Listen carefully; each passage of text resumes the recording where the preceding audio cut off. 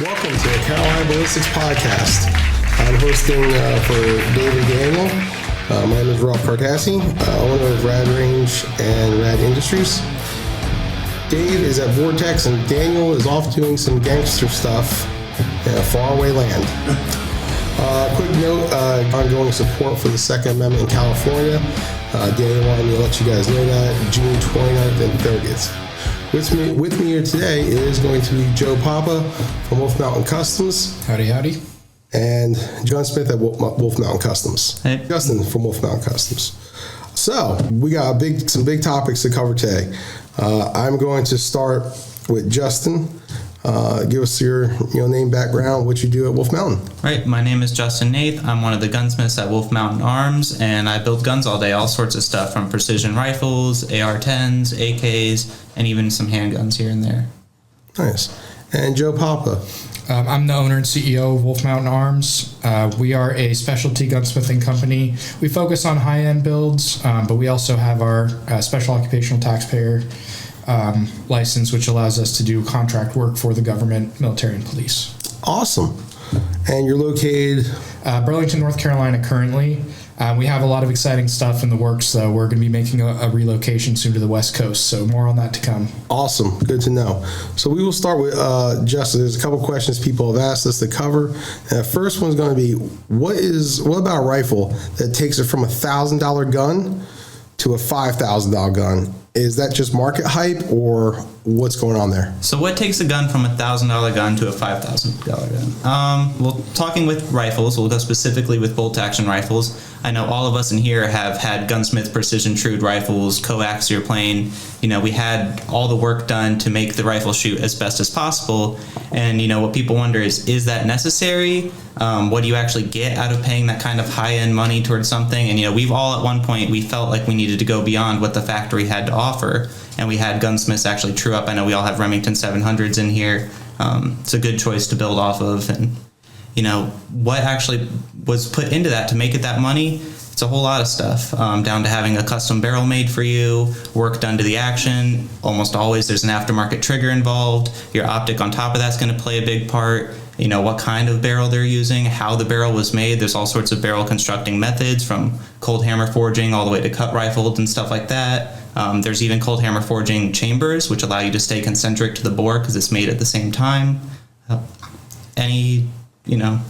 Anytime you have work like that done to a gun, it's going to show improvement over, say, that $1,000 factory rifle that you're going to buy from. Now, how much improvement you get out of that can oftentimes be on the shooter's end of thing. How they're pulling the rifle when they're shooting it is going to show the results downrange, but almost always you'll see a notable difference when you pay that kind of money. Now, sometimes, of course, there are a few companies where once they put their logo on something, that is what gives it that value, is their name brand. But usually coming with that has a history of their name brand at one point meant higher quality than their competitors. Right, it doesn't just come from nowhere. Like, they have a name because of their quality. Right. So, let's say you said Remington 700 action.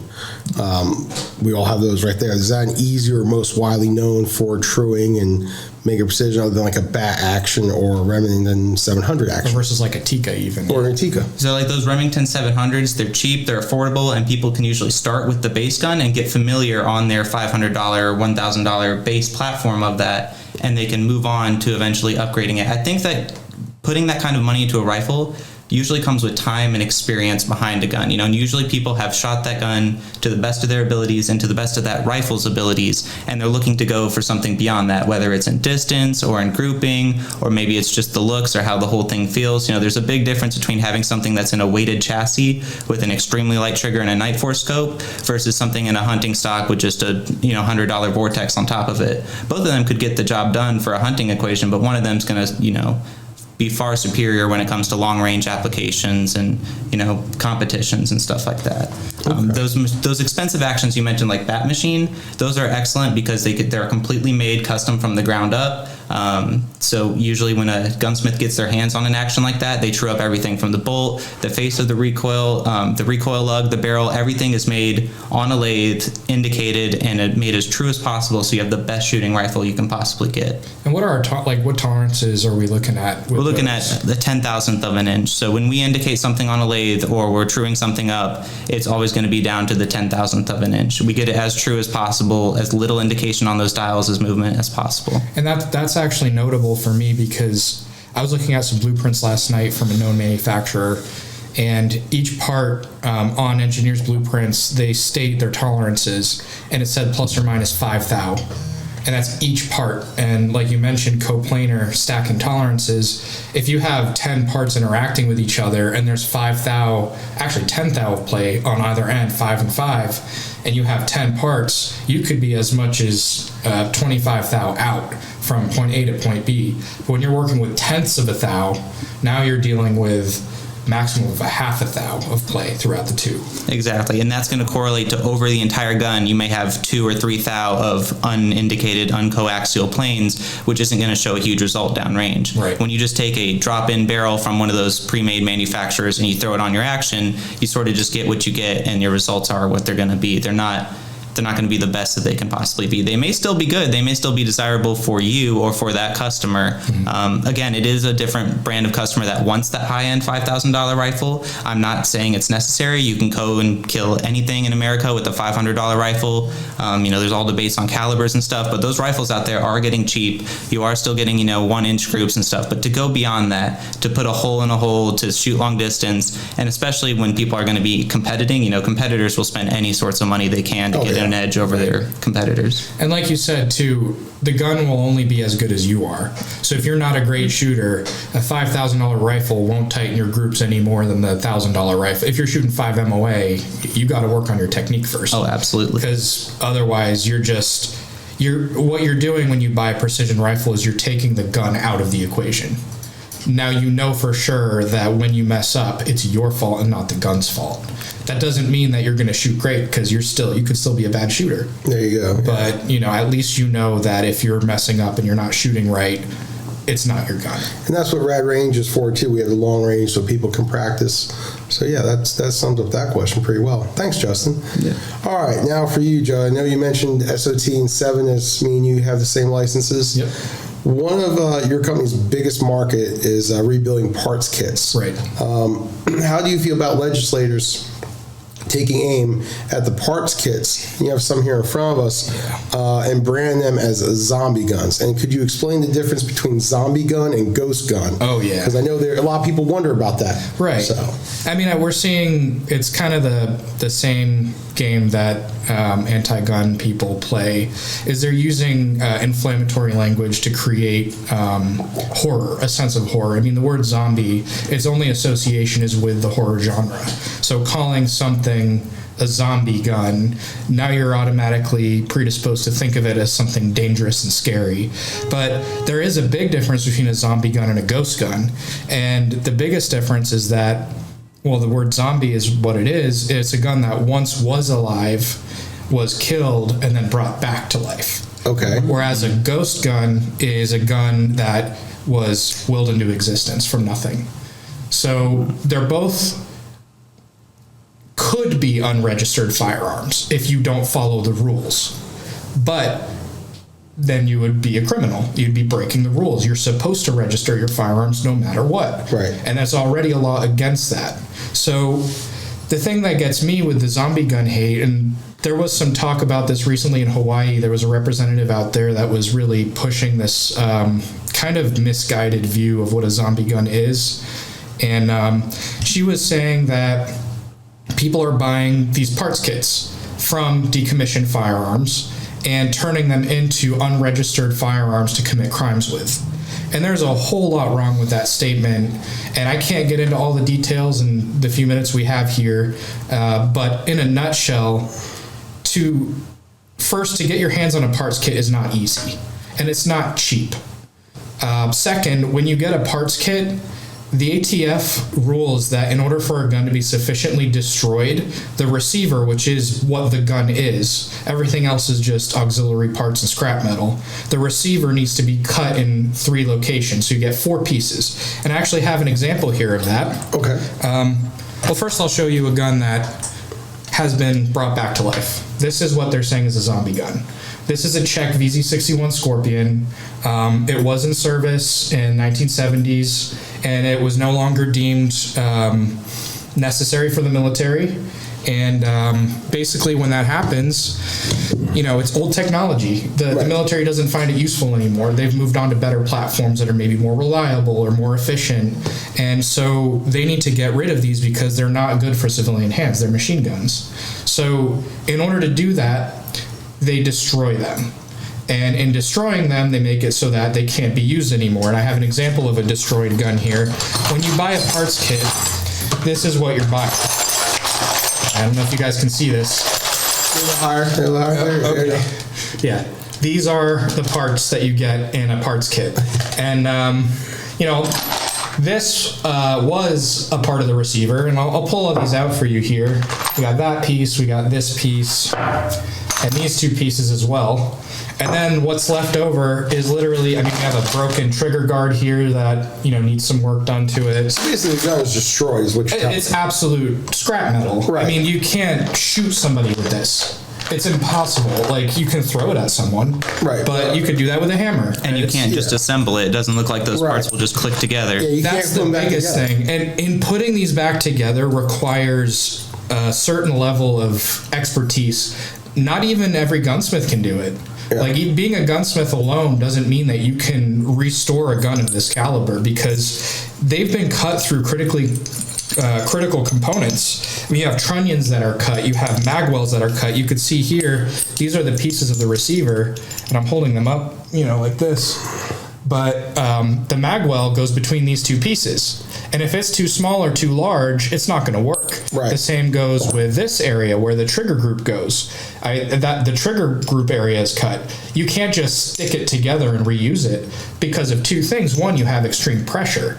Bullets require a lot of pressure to be pushed down range, and so the cartridge contains enough gunpowder to do that. And when you're doing that, you need a vessel that'll contain that much pressure. And so that's what you're playing with when you're rebuilding a gun. And there's a few considerations that go into that. It's not just sticking it together. Even if you can weld, you can't just take your stick welder to it and stick it back together, because now you're messing with the heat treat. That seems a little far off from those tolerances we were talking about earlier. Exactly. That's definitely not in the realm of that 10,000th of an inch and making sure that's correct. If you were to just stick those pieces together, who knows what kind of measurements you'd get. That's exactly right. And that is part of the process, because when you're welding it, like you're talking about tolerances, you have warp. So whenever you put heat into a piece of metal, it warps. And a lot of times in manufacturing processes, we do the heat processes before the machining process, because then the metal will warp and then we can machine out of that warped piece. And what we're dealing with here, this is the finished product. And if I put heat into it with a welder, it's going to warp, it's going to change dimensions. It takes hours of me literally whacking this piece against an anvil with a hammer, checking it up for straightness, fitting all the components together. It could take me a week to build one of these guns. And now that's to suggest that a criminal is going to go to the extent of paying $1,000 for a bucket of scrap metal and then apply his expertise as a welder and engineer and machinist to finish it out all nicely, to then use it to commit a crime and throw it in a river. It seems like a waste. Yeah. Like when a criminal who doesn't follow laws by its very nature can just steal a gun or buy one illicitly, and it would be a lot cheaper, and then they could commit the crime and throw it in. And I'm not condoning that, but I'm just saying, from a criminal's point of view, that we have to look at that when we're making these laws. That is not what they're going to do. And there's another thing I wanted to bring up as well. On the subject of scrap metal, we have to look at occupied Poland in World War II. Well, what happened there is the German military and police, which were one and the same basically at the time, mandated a gun ban in the entire country. And they installed soldiers at every manufacturing facility in Poland. If you made car parts, if you made bathtub parts, it didn't matter. If you made toys, there was a soldier on staff there looking at your production line, making sure you weren't making gun parts, because they were deathly afraid of the Polish people uprising against them. And so what ended up happening is that these very brave Polish engineers who had nothing to do with firearms. They were car engineers, they were boat engineers, mechanical civil engineers. They got together and they figured it out. They figured out, how can we build something to liberate us from this oppressive force without getting on their radar? And that's where this tube design came from. And I'm not kidding. These are things you can get at Home Depot. Again, I'm not suggesting anything, and I'm not going to tell you how to do it. But you could take this, you could take this, and you could take this, and you could build a gun from these three things. Now, does that mean we're going to start regulating pipe from plumbing supply stores? I mean, plumbers need to buy pipe. Right. Every day. Yeah. Contractors are working on construction sites doing stuff like that. Where does it end? At what point do you say, like, okay, if you're going that far, you have committed to breaking the law? Correct. And there's nothing I can say to stop you. And that's kind of what we need to think about when we pass this legislation is, number one, I get it, guns can be scary in the wrong hands, but how much are we limiting the law-abiding citizen versus the actual criminals? And in this case, we'd be handicapping a collector's market, people who appreciate history. That's the only reason you buy a parts kit and bring it back to life. It's not to commit crimes, it's to celebrate engineering and history and the historical significance of a piece. Yeah, it's very informative and great work that you guys do, obviously, from the VZ61 over there, from, like you said, parts kit, you're talking hours a week. I mean, in a fully equipped machine shop. This isn't something correct. people can just do in their garage. This is with lathes, Right. mills, welding equipment, And all sorts of stuff. I used about $300,000 worth of equipment to complete that Scorpion rebuild. right, yeah, most criminals don't have that type of facility to even begin doing stuff like this. And again, these parts are $50. Like, would you spend $300,000 on a machine shop and $1,000 on a parts kit to go break the law? Probably not. No, No. it's not rational. Right. There's no money, as they say. Exactly. Excellent. All right. And I know, speaking of NFA items and regulation, I know you run an NFA store where you sell things that are civilian legal. Yes. What do you make of this stuff that's happening with the suppressors right now? I know there's a lot of chaos going on kind of in that suppressor world. Great question. I'm going to answer that. So apparently, about 90 days ago, the NFA branch of the ATF got a new director. So there's like the ATF director, Dettenbach, and then there's the NFA branch. Like you have the ATF and you have the ATF, but they got a new director. This is when people heard that the e-forms were taken down for like a week mysteriously. And the new director did that. He took e-forms down for a week, unexpected, just shut it down. It was off for, I want to say a week, it was like 5 days or something like that. Came back on, suppressor times went from 14 to 18 months down to 7 to 14 days. Oh, man. Wow. They're coming back now as fast as, some are coming back within like 24 hours. And so everybody It was like, seems like a dream almost. yeah, a lot of people will think about that. For the last, 40 years since the NFA was created, a $200 tax stamp has always been $200. And, even 5-10 years ago, we had computers. So the NICS background system has been in place since, 1987? So it was a slower, antiquated system, but even modern computers, it's gotten faster and faster. So NICS is the FBI National Criminal Index database that they do background checks on.